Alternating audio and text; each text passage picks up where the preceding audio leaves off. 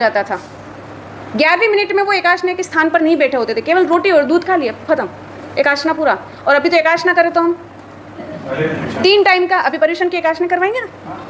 पहले सुबह की आइटम सारी, चाय, खाखरा, नमकीन, थोड़ा जो सूखा सूखा होगा वो, और फिर उसके बाद रोटी सब्जी चालू होगी।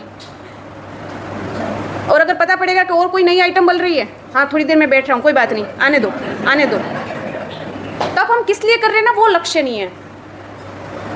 सिंपल खाने से, सिंपल खाने के बाद हम 3 टाइम खा के भी अब अगर खड़े हो जाते हैं और एकाशने में अगर 50 आइटम खाते हो, रसपूर्वक खा रहे हैं, तो कौन बढ़ेगा पता है? नौकरसी वाला, क्योंकि उसने रस का त्याग किया है। ये ठंडा, ये गरम, ये वो, इतने नखरे करने गए, तो मतलब मन से हम मानेंगे कि एकाशना किया, कर्म की निर्जरा करी, लेकिन वो हमने ऊपर से कर्म बंद किए हैं, क्योंकि जागृति नहीं हमारी।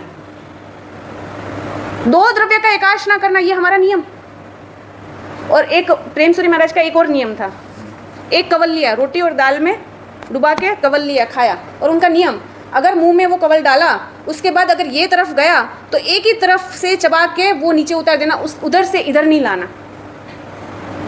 हमने उनके साधुओं ने पूछा कि साहब ऐसा क्यों, ये क्यों एक ही साइड खाना और उस साइड नहीं लाना? देखो, शरीर के लिए खाना है, जीभ के स्वाद के लिए नहीं खाना। यहाँ अगर हमने कवल लिया, चबा चबा के उधर लिया, उधर से इधर लिया, ये जीबान है ना, जीबान वो स्वाद लेगी, शरीर को टेका मिलना चाहिए। मेरा काम चल रहा है तो मैंने नियम लिया, एक साइड खाया तो एक ही साइड खा के वो नीचे उतरना चाहिए, यहाँ से वहाँ नहीं जाना चाहिए।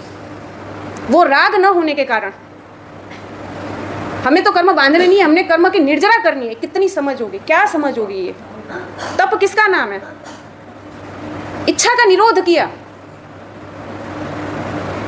खाने के अनशन यानी कि खाने का समय, जो 3 टाइम खा रहे वो 2 टाइम खाया। उनोदरी यानी कि उसको कम किया खाना। द्रव्य संक्षेप यानी कि 5 आइटम में से 4 आइटम करी।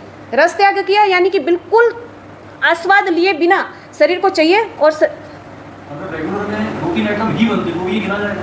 हाँ कि रोज की 2 आइटम, हाँ तो भी वो भी तप में गिनाएगा कि हमने हमारी लालसा को आगे करके हमने 5 आइटम 6 आइटम नहीं बनाई है, 2 आइटम 3 टाइम रोज बन रही है, रोज खा रहे हैं, कोई टेस्ट नहीं, आस्वाद नहीं, मन में लालसा नहीं, आसक्त, बिना आसक्त होके हम खा रहे हैं।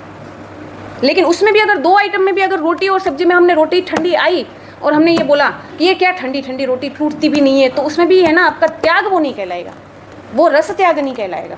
द्रव्य संक्षिप्त तो जरूरी हो गया कि द्रव्य संक्षिप्त तो हो गया, लेकिन रस का त्याग है ना, वो नहीं होगा। ये सारे को बाह्य तप क्यों कहते हैं पता है? क्योंकि वो बाहर से दिखते हैं। जैसे कि आज अगर 3 टाइम खा रहे हो और उससे 1 टाइम खाओगे एकाशना कर, तो घर वाले को पता पड़ेगा कि आज उसने एकाशना किया है। रोज अगर 6 रोटी खा रहे हैं, आज 4 ही रोटी खाई, तो घर वाले को पता पड़ेगा कि उन्होंने उनोदरी का तप किया है। आपकी थाली में 10 चीज़ें पड़ी है, उसमें से 4 अच्छी लग रही है, जो मेरे को अच्छी लग रही है वो त्याग कर दी, तो भी पता पड़ेगा कि इन्होंने द्रव्य संक्षेप किया। ये सब बाहर से दिखने वाला है, इसलिए उसको बाह्य तप कहते हैं। लेकिन बाह्य तप करने समय अंतर की जागृति होती है तो बाह्य तप होगा। खाने की लालसा वो तोड़ने के लिए ये बाह्य तप है कि ये 4 प्रकार का जो तप है वो आहार के साथ संबंधी है। संबंध किससे रखता है? आहार के साथ। तो अपनी इच्छा केवल खाने में ही घूमती है, अपनी इच्छा केवल खाने में ही घूमती रहती है, तो बोले कि नहीं।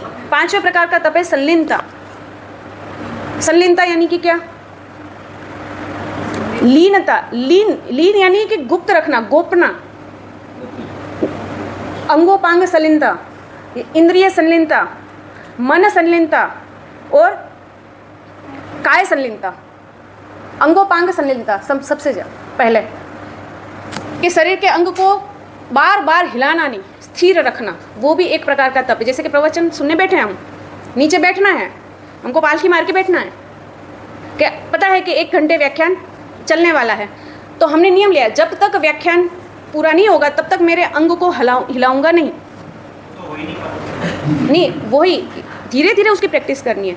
अगर शरीर में तकलीफ है तो वो बात अलग है, लेकिन हमको प्रैक्टिस करनी है कि चलो कोई बात नहीं, 1 घंटे नहीं हो रहा है, 15 मिनट तक मैं हिलाऊंगा नहीं, मैं जैसे बैठना वैसे मैं बैठा रहूँगा। ये हो गया अंगोपांग संलीनता।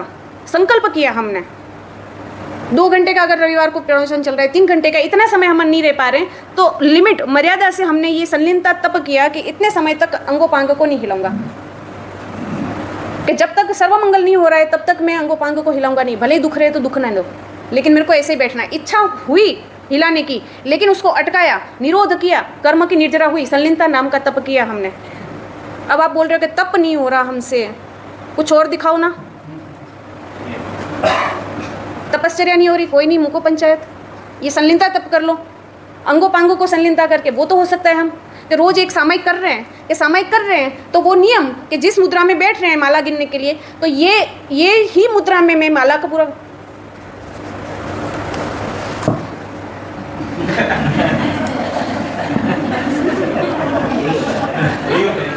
क्या होता है हमारी सामयिक में माला कैसे कर सकते हैं? अरे सीधे बैठो, 2 घड़ी अगर हम सीधे नहीं बैठ सकते, सिद्ध शिला में अनंत काल तक हमें एक ही जगह पे एक ही मुद्रा में बैठना है, कैसे बैठ पाएंगे? इसलिए यहाँ सब कर लेते हैं ना, तो यहाँ पे प्रैक्टिस होगी आपकी, यहाँ पर अभ्यास होगा, तब जाके ऊपर वो अभ्यास रहेगा ना कि प्रवचन में बैठना है। मंदिर में गए हैं, मंदिर में अगर परमात्मा के सामने बैठे हैं, माला गिननी है कि एक चक्षुर इंद्रिय की मेरी संलीनता कि परमात्मा के साथ आंख मिली वो मिली, बस अब ये मैं आंख को नहीं हिलाऊंगा जब तक ये माला पूरी नहीं हो रही है। ये चक्षुर इंद्रिय की संलीनता। कितनी बार मंदिर गए, चैत्य वंदन किए, माला है कि नहीं? और कोई अगर आगे दर्शन करने के लिए आए गभारे के पास, हम भंडारे के पीछे बैठे हुए हैं, बहुत अच्छी साड़ी पहनी है और ध्यान गई, मंदिर से बाहर निकलने के बाद पूछना पड़ेगा कहाँ से लिए ये साड़ी, माला के ठिकाने गई, और चक्षुर इंद्रिय की संलीनता साड़ी में गई कि तुरंत अभ्यास नहीं है। चलो अगर आंख खोल के परमात्मा के सामने देख रहे हैं, कोई आ रहा है जा रहा है, उसमें ध्यान रह रहा है, वो अभ्यास नहीं है, कोई बात नहीं। जब तक माला पूरी नहीं होगी, मैं मंदिर में बैठा हूं, तब तक आंख बंद करके बैठूंगा, आंख नहीं खोलूंगा। हाँ भैया, ये चक्षुर इंद्रिय की संलीनता गई, आई समझ में?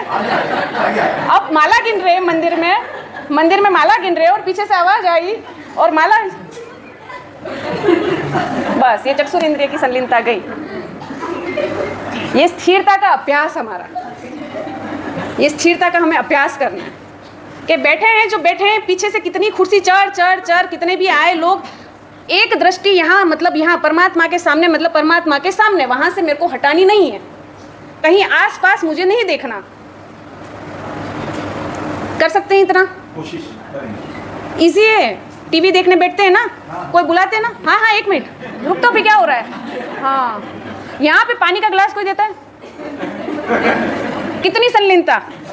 हम आके धर्मलाप बोलते हैं तो भी सुनते नहीं है। वो टीवी में देखने में अगर इतनी हम मशगूल हो गए ना, अगर इतना, तो धर्मलाप बोलते रहो यहाँ पर, लेकिन संलीनता इतनी, मेरे को अभ्यास तो बहुत अच्छा है संलीनता का, इसमें ये अभ्यास इसमें कन्वर्ट कर लो। बस भावना चल रही है, परमात्मा की भक्ति चल रही है, कान को आंखों को कहीं और नहीं जाने देना है, ना तो शरीर को हिलाना है, बस भावना चल रही है, यहाँ पे संगीत चल रहा है, स्तवन चल रहे हैं, मुझे परमात्मा के सामने देखना है, मुझे कहीं और नहीं देखना है। मन का कंट्रोल, सेल्फ कंट्रोल, ये इंद्रिय संयम आया।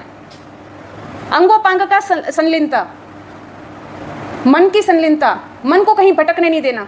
व्याख्यान में बैठे हैं, पता है अभी 10 बजने आए हैं, पूछा, बोला था ना पहले, घड़ी का उदाहरण दिया था ना, हाँ 10 बज गए, अब अभी बस समय पार के घर पे जाना है, वहाँ टिफ़िन बनाना है, ये करना है, कल आज कौन सी सब्जी, ये सब्जी बना दूंगी, हाँ सब्जी जाके वहाँ पे वो तैयारी कर देंगे, फिर कपड़े भी धोने के लिए डालने हैं।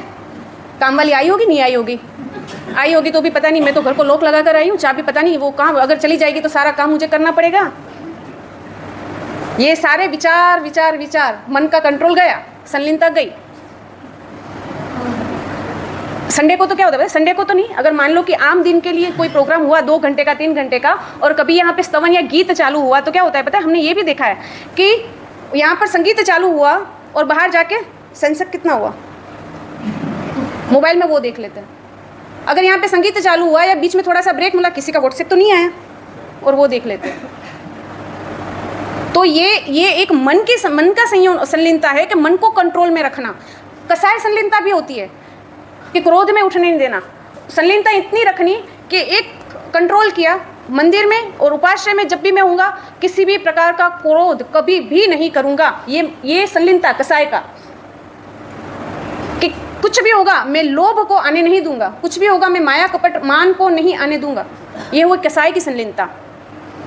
कभी कभी ऐसा भी होता है कि अगर प्रवचन में बैठे हैं और अगर फ़ोन आया, रेन पैक्सी ले ले, समाचार मिले हैं मुझे बहुत अच्छे, और अभी जितनी ताकत हो तेरी ले ले, लेकिन मन से नक्की किया है 2 घंटे तक लोभ के अधीन नहीं होने, मुझे कुछ नहीं करना, नहीं फ़ोन करना, नहीं कोई शेयर लेने, कुछ भी लेना, कोई सौदा नहीं करना। और और देखा है ऐसे प्रकार के संकल्प के बाद, लोभ के अधीन न होने के बाद, और नहीं किया हमने, 2 दिन के बाद पता पड़ा कि वो चढ़ने के बजाय अच्छा हुआ कि ये मैंने संकल्प लिया, अगर लिया होता तो मैं बिल्कुल ख़त्म हो जाता।